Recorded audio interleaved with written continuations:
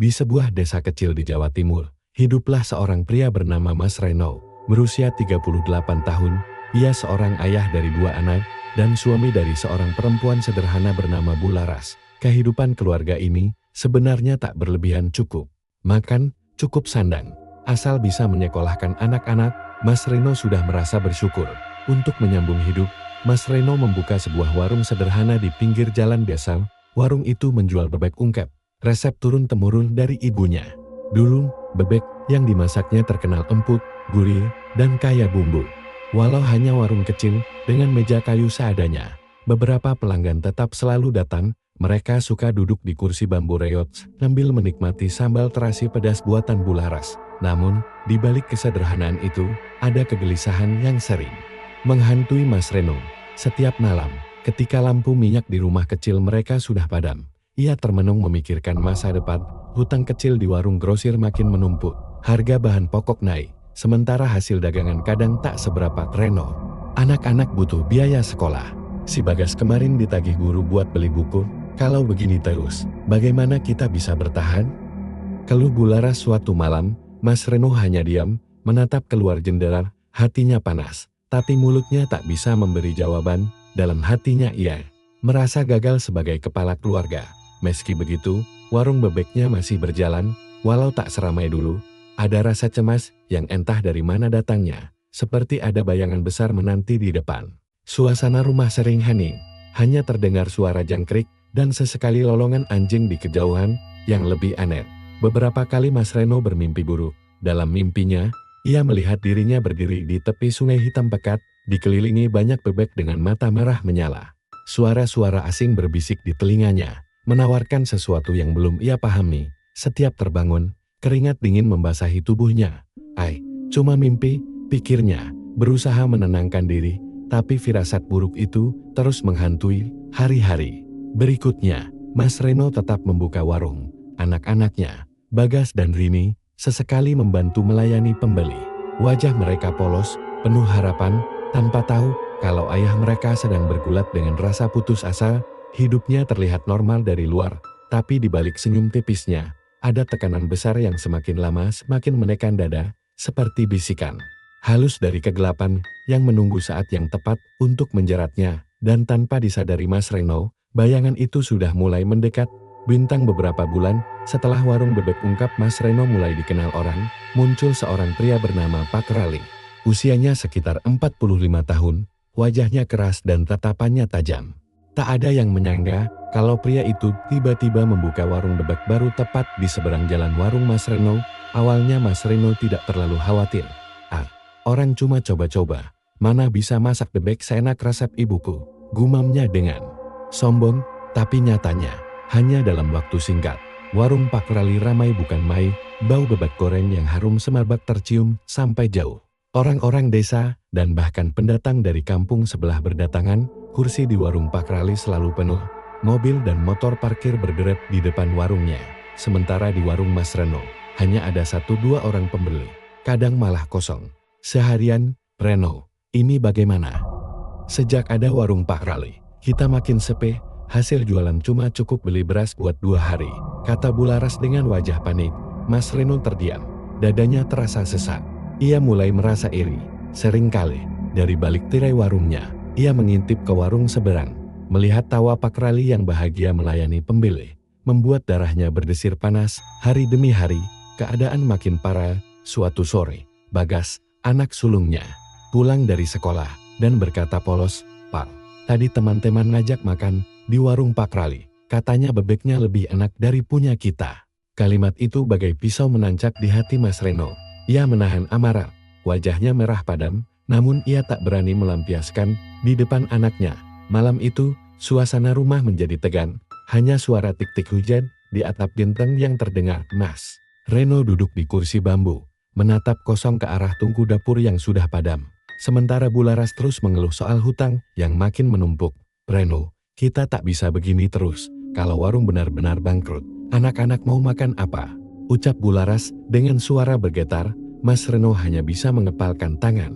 Di dalam hatinya, muncul rasa benci yang semakin kuat pada Pak Rali. Ia merasa semua kerja kerasnya dihancurkan begitu saja. Malam-malam berikutnya, Ia sulit tidur, rasa iri berubah menjadi dendam. Bahkan, beberapa kali ia bermimpi aneh lagi. Kali ini lebih menyeramkan. Ia melihat dirinya duduk di sebuah meja panjang. Di hadapannya tersaji piring-piring penuh daging bebek yang masih berdarah. Di ujung meja, ada sosok bayangan tinggi hitam dengan suara berat berbisik, "Kalau kau ingin menang, aku bisa bantu. Tapi ada harga yang harus kau bayar." Mas Reno terbangun dengan napas terengah-engah. Keringat dingin membasahi tubuhnya. Sementara di luar kamar terdengar suara langkah kaki menyeret di halaman. Ia memberanikan diri membuka jendela. Tapi tak ada siapapun. Hanya daun pisang yang bergoyang tertiup angin malam. Hari-hari semakin berat. Warungnya makin ditinggalkan.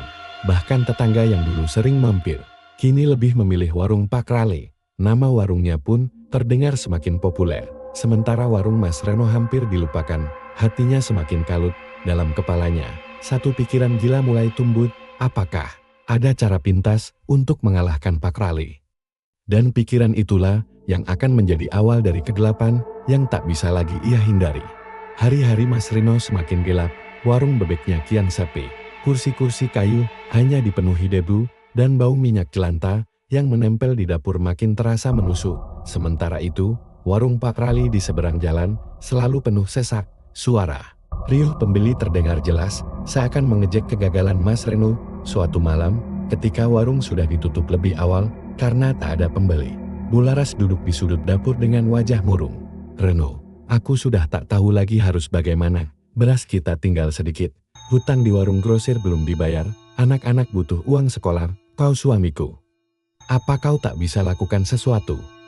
Kalimat itu menusuk hati Mas Reno dalam-dalam. Ia merasa semakin tak berguna. Matanya merah karena menahan marah dan kecewa.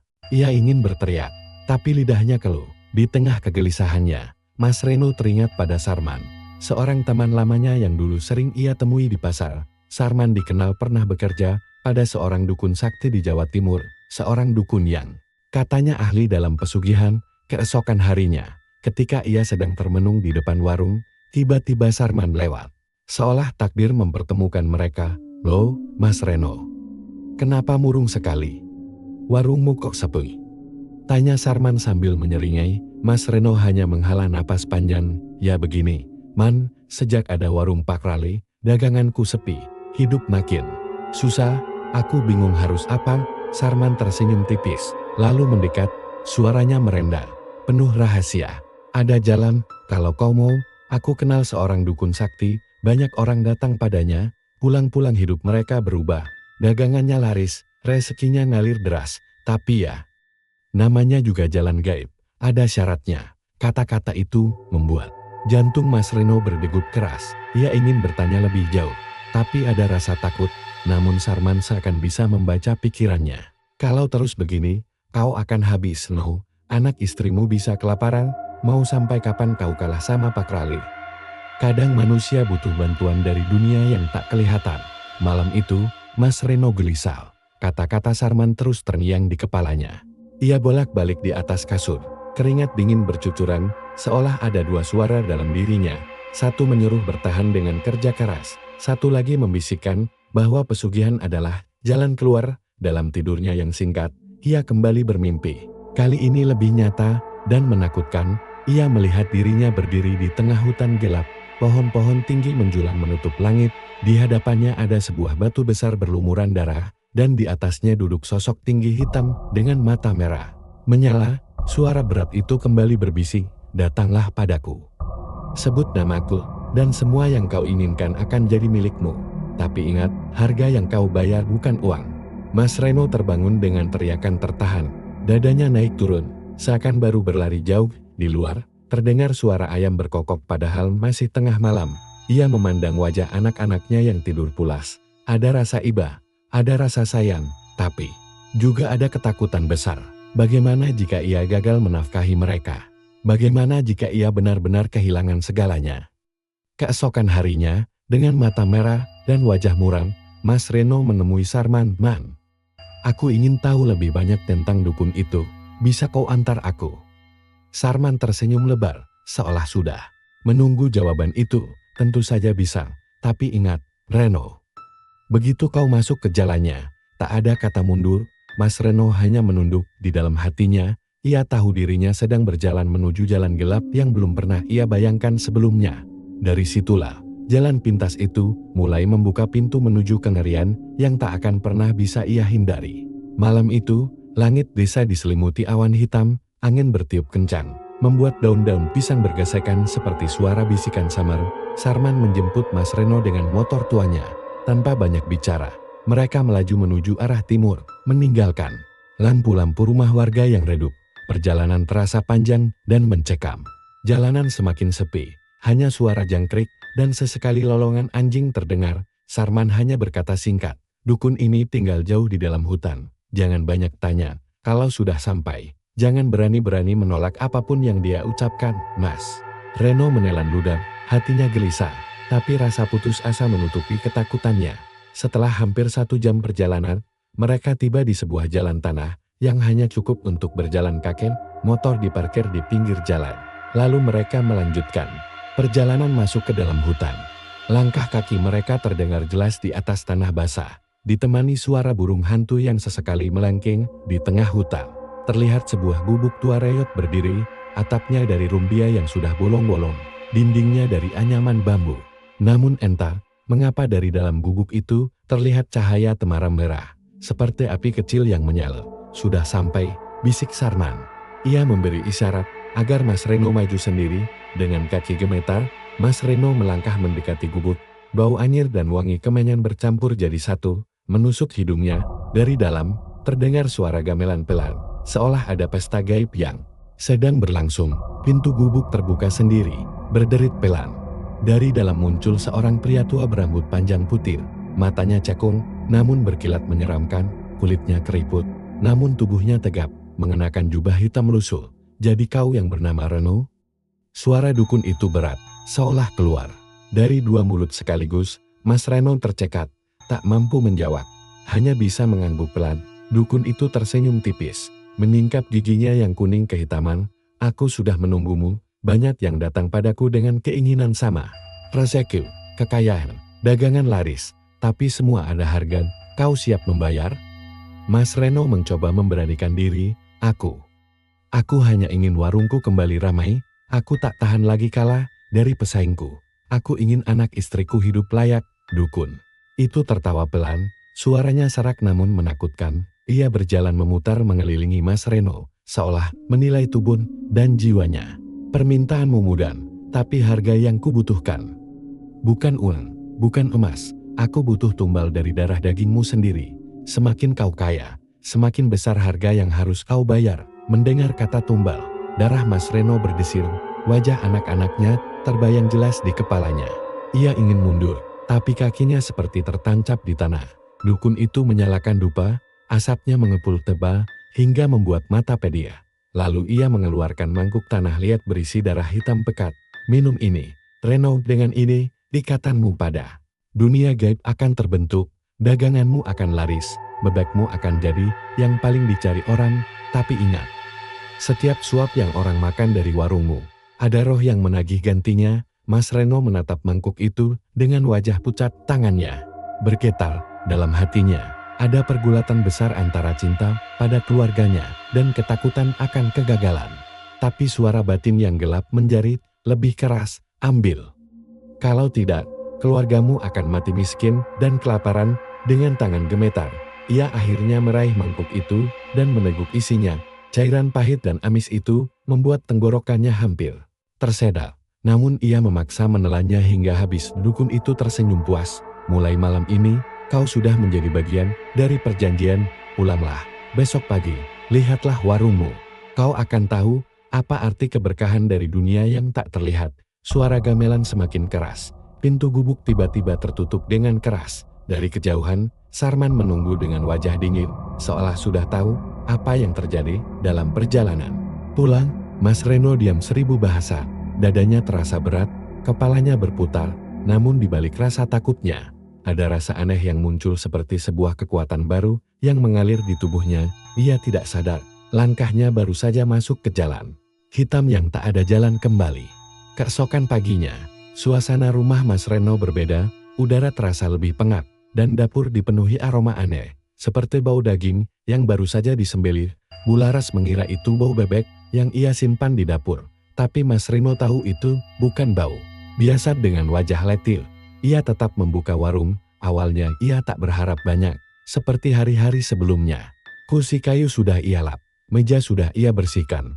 Tapi dalam hati ia masih pesimis. Namun anehnya, baru setengah jam warung buka, satu persatu orang datang. Awalnya hanya 2 orang, lalu bertambah 5, lalu 10, sampai akhirnya kursi warung penuh. Orang-orang berdesakan menunggu pesanan bebek, ungkap Mas Reno. Wah, Mas Reno, bebekmu ini kok wangi banget ya. Dari luar saja sudah bikin ngiler, kata seorang pembeli sambil tertawa. Betul, betul. Rasanya mantap sekali, lebih enak daripada yang lain, sahut pembeli lain dengan lahap. Dalam waktu singkat, semua panci bebek habis tak bersisa. Mas Reno terperangah. Uang yang masuk ke tangannya hari itu lebih banyak dari sebulan sebelumnya. Namun kegembiraan itu segera bercampur dengan rasa nyeri. Malamnya, ketika ia hendak menutup warung, ia melihat sesuatu yang membuat bulu kuduknya berdiri. Bekas darah menetes dari panci besar tempat ia merebus bebek. Padahal ia yakin panci itu sudah ia bersihkan. Dari arah dapur terdengar suara cekikikan lirih, seperti suara perempuan tua. Mungkin cuma lelah, gumamnya. Mencoba menenangkan diri.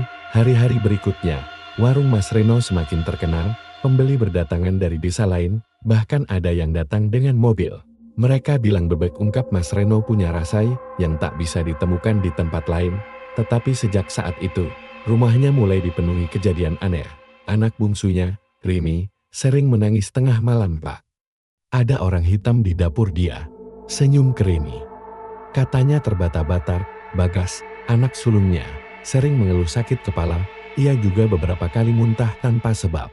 Bularas khawatir, tapi setiap kali ia menyinggung soal ini, Mas Reno selalu menghindar. Sudahlah, mungkin anak-anak kecapekan, nanti juga sembuh, katanya dingin.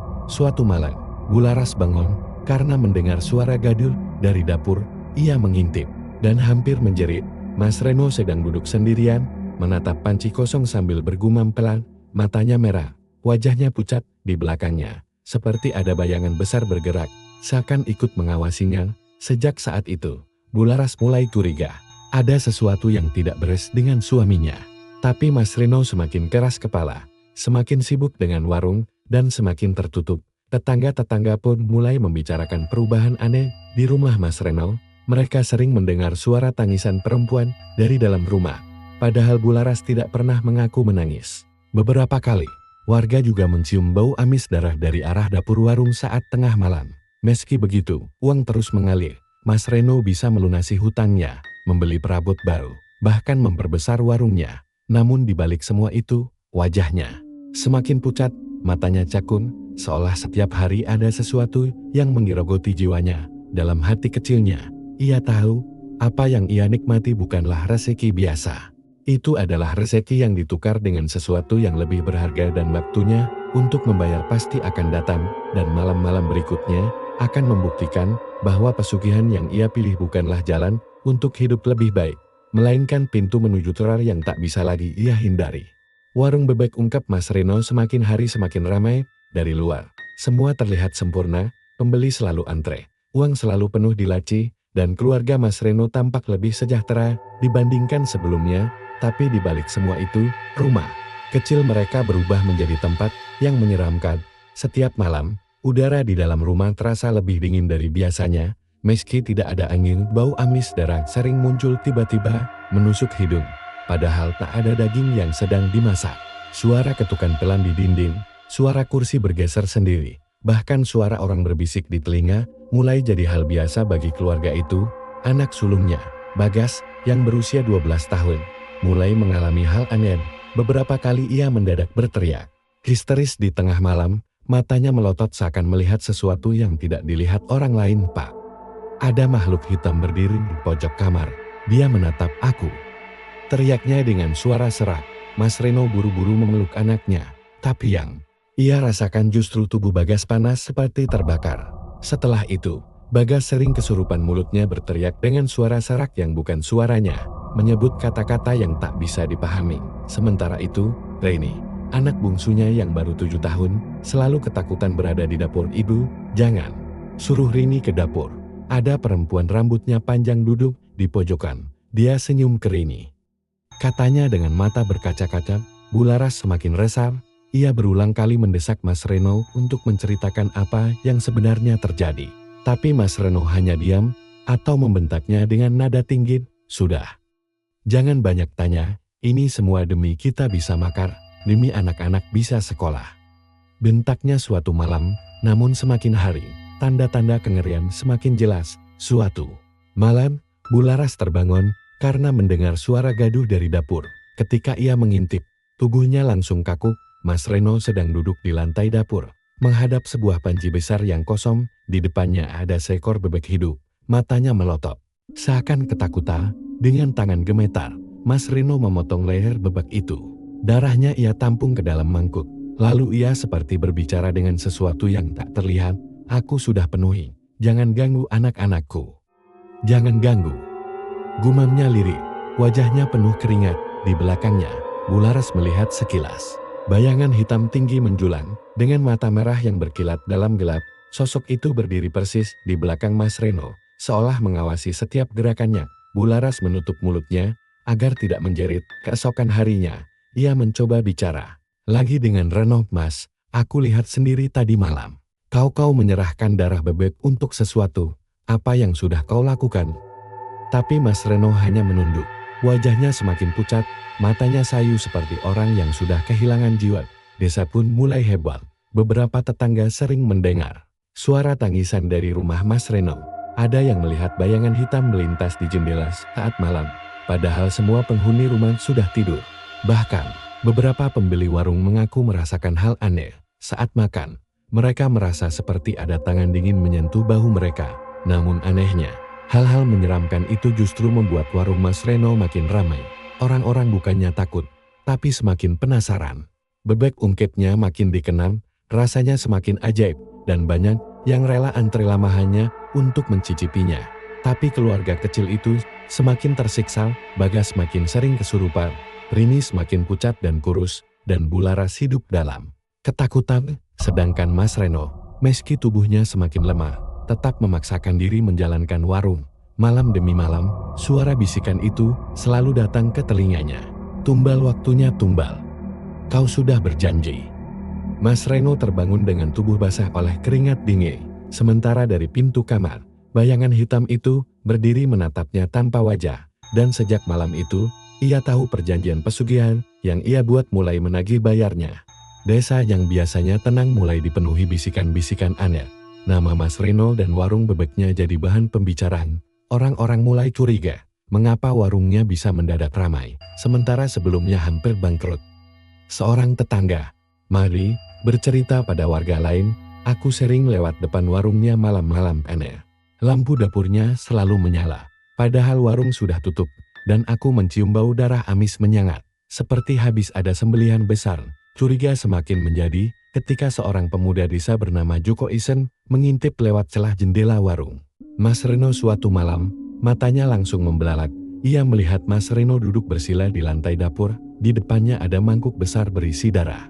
Di sekelilingnya ada potongan kepala bebek, dan yang lebih mengerikan, ada bayangan hitam tinggi menjulang berdiri di belakangnya. Bayangan itu menunduk, seperti sedang ikut makan dari mangkuk darah itu. Joko hampir berteriak, tapi mulutnya seolah terkunci. Ia lari terbirit-birit pulang. Wajahnya pucat pasi. Keesokan harinya, ia menceritakan semuanya pada teman-temannya. Dalam waktu singkat, kabar itu menyebar ke seluruh kampung. Warga makin yakin ada sesuatu yang tidak beres. Apalagi kejadian-kejadian aneh semakin sering dirasakan. Banyak orang yang pulang dari warung Mas Reno mengaku perut mereka terasa panas. Bahkan ada yang muntah darah setelah makan di sana. Sementara itu, Bu Laras semakin tak tahan. Malam-malamnya selalu dihantui suara tangisan perempuan yang terdengar dari dapur. Kadang ia melihat bayangan sosok tinggi hitam berdiri di pojok rumah. Menatapnya dengan mata merah menyala. Ia sudah berulang kali mendesak Mas Reno untuk berhenti. Tapi suaminya hanya marah. Diam, Laras. Kalau aku berhenti, kita kembali miskin. Kau mau anak-anakmu kelaparan. Namun, semakin Mas Reno menutup-nutupi, semakin jelas kebenaran itu di mata warga. Sampai akhirnya, sebuah kejadian menggemparkan seluruh desa. Suatu malam, Bagas, anak sulung Mas Reno, tiba-tiba berteriak keras. Dari dalam rumah, warga yang sedang ronda mendengar jeritan itu. Mereka berlarian mendekat. Dari jendela, mereka melihat Bagas mengamuk, tubuhnya seperti dikendalikan sesuatu. Matanya melotot putih semua, suaranya berubah serak dan dalam darah. "Aku mau darah, tumbal-tumbal." Warga yang melihat langsung merinding ketakutan, beberapa berteriak histeris, ada yang sampai jatuh tersungkur. Kabar itu menyebar makin cepat. Besok paginya, orang-orang sudah berkumpul di depan rumah Mas Reno. Mereka menuntut jawaban. "Reno, jelaskan apa yang sebenarnya kau lakukan. Jangan-jangan kau sudah pakai ilmu hitam untuk bikin warungmu ramai," teriak seorang warga. Mas Reno keluar dengan wajah pucat, matanya cekung, tubuhnya gemetar. Tidak benar itu, semua cuma fitnah. Aku cuma kerja keras," katanya terbata-bata, tapi warga tidak percaya. Mereka sudah melihat sendiri kejanggalan-kejanggalan itu. Ada yang bersuara lantang, "Jangan bohong. Kami lihat dengan mata kepala sendiri. Kau memberi makan makhluk gaib dengan darah bebek. Anakmu sampai jadi korban. Kau sudah menjerumuskan keluargamu ke dalam pesugihan." Suasana jadi tegang, warga berteriak-teriak, sebagian membawa bambu dan kayu. Bularas keluar sambil menangis, mencoba menjelaskan, tapi suara warga lebih keras. "Usir mereka dari kampung. Mereka sudah membawa celaka. Kalau dibiarkan, desa kita bisa kena musibah." Suasana rumah Mas Reno jadi seperti neraka, teriakan warga bercampur dengan tangisan anak-anaknya. Mas Reno hanya bisa berdiri terpaku, wajahnya penuh ketakutan. Ia sadar, semua rahasia hitam yang ia simpan rapat-rapat sudah terbongkar, dan sejak malam itu, nasib keluarganya tidak akan pernah sama lagi. Suasana desa malam itu mencekam. Puluhan warga sudah berkumpul di depan rumah Mas Reno dengan wajah marah. Mereka membawa obor, bambu, dan kayu, seolah siap membakar rumah kapan saja. "Keluar, Reno. Jangan sembunyi di balik pintu. Kau sudah bawa sial ke kampung ini," teriak Pak Mardi, salah satu tetua desa. Mas Reno gemetar. Dari balik tirai, ia melihat mata warga yang penuh kebencian.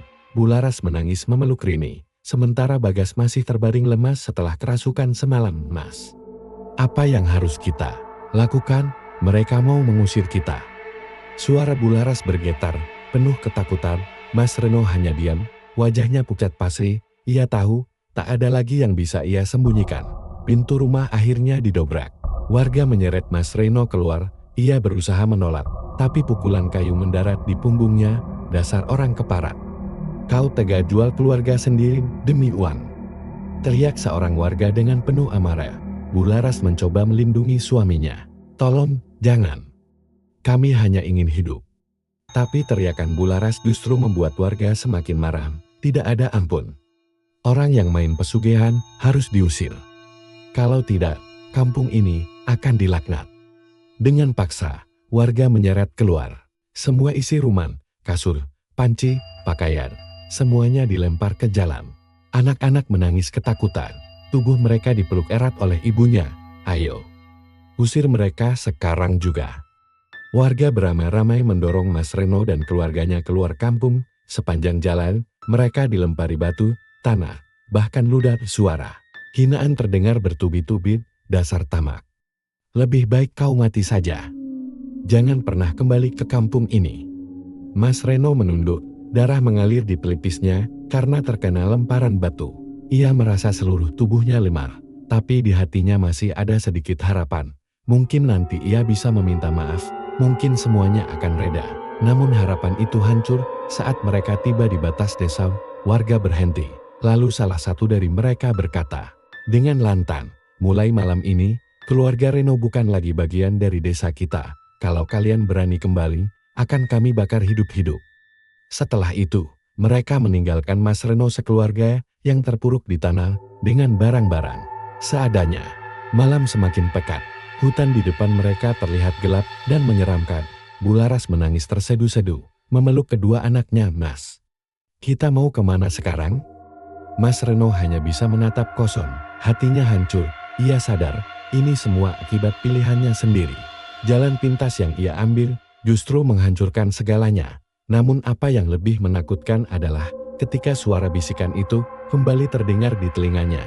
Meski tak ada siapapun di sekitarnya, kau sudah diusir manusia.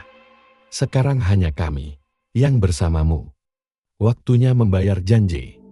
Bayangan hitam mulai muncul di tepi hutan, matanya merah menyala.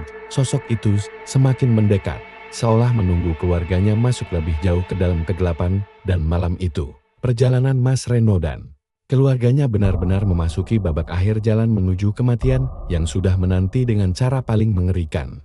Malam itu sunyi, hanya suara jangkrik dan lolongan anjing dari kejauhan yang terdengar. Mas Reno dan keluarganya berjalan terseok-seok melewati hutan gelap. Obor kecil yang mereka bawa hampir padam, sementara angin malam semakin menusuk tulang. Mas, aku takut. Kita jangan masuk lebih dalam. Ayo kita kembali saja. Minta ampun pada warga. Suara Bularas lirih gemetar sambil menggendong Rini yang terus menangis. Mas Reno hanya diam. Matanya sayu, pikirannya kacau. Ia tahu kembali ke kampung sudah mustahil.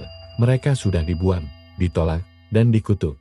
Namun di balik kegelapan hutan, suara bisikan itu kembali terdengar. Suara serak yang ia kenal baik. Reno, kau sudah memilih. Kau harus menepati janji.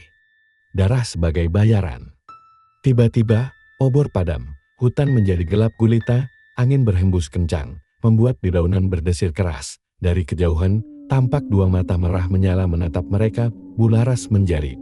Astagfirullah. Apa itu, Mas? Sosok hitam besar muncul dari balik pepohonan. Tubuhnya tinggi menjulang, wajahnya samar. Hanya terlihat gigi-gigi panjang yang berlumuran darah. Sosok itu tertawa dengan suara yang dalam, menggema di seluruh hutan. Mas Reno berusaha melindungi keluarganya. Jangan dekati kami. Namun, langkahnya terhenti ketika bayangan itu menunjuk langsung ke arah kedua anaknya. Janji harus ditepati. Anak-anakmu. Milikku. Bagas tiba-tiba terangkat ke udara tanpa ada yang menyentuh. Ia menjerit ketakutan. Tubuhnya melayang-layang. Lalu jatuh menghantam tanah dengan keras. Darah keluar dari mulutnya. Bagas. Teriak Bularas histeris, berlari mendekat. Tapi sebelum ia sempat menyentuh anaknya, sosok hitam itu meraih Bularas dengan tangan panjangnya. Ia diseret ke kegelapan. Jeritanya menggema sampai jauh, lalu mendadak berhenti seolah mulutnya dibungkam. Rini, anak bungsu mereka, menangis. Meraung-raung, Mas Reno memeluknya erat, air matanya mengalir deras. Maafkan Bapak, Nak. Semua ini salah Bapak. Namun tiba-tiba, tubuh Rini terasa berat saat ia menoleh. Wajah anaknya sudah pucat, dengan mata melotot kosong dari mulut. Kecilnya mengalir darah segar, dan tubuh mungil itu ambruk tak bernyawa di pelukan Mas Reno. Mas Reno menjerit sekencang-kencangnya. Jeritan seorang ayah yang hancur melihat keluarganya mati mengenaskan. Tapi jeritan itu tak bertahan lama, karena sosok hitam yang sejak tadi mengintai Cini berdiri tepat di hadapannya. Giliranmu, Reno. Tangan panjang itu meraih lehernya. Mencekik kuat, Mas Reno meronta. Wajahnya membiru, matanya melotot. Di detik-detik terakhir, ia melihat bayangan wajah pakrali pesaing yang selama ini ia benci tersenyum samar dari kejauhan. Lalu pandangannya gelap. Tubuh Mas Reno ditemukan esok paginya oleh beberapa pencari kayu. Keadaannya mengenaskan. Tubuhnya terbujur kaku di bawah pohon besar. Matanya melotot, lidah terjulur, dan di sekelilingnya berserakan bulu-bulu bebek yang berlumuran darah. Istri dan kedua anaknya tak pernah ditemukan. Sejak malam itu, hutan tempat kematian Mas Reno dipercaya angker. Warga desa sering mendengar suara jeritan anak kecil, tangisan perempuan, dan suara bebek yang mencekik di tengah malam. Warung pakrali terus ramai, tapi setiap kali orang melewati hutan itu, mereka selalu bergegas mempercepat langkah, takut bertemu dengan arwah keluarga yang mati karena pesugihan. Dan nama Mas Reno menjadi legenda kelam di desa itu, peringatan keras bahwa keserakahan, dendam, dan jalan pintas melalui pesugihan hanya akan membawa pada satu akhir, kematian yang mengenaskan.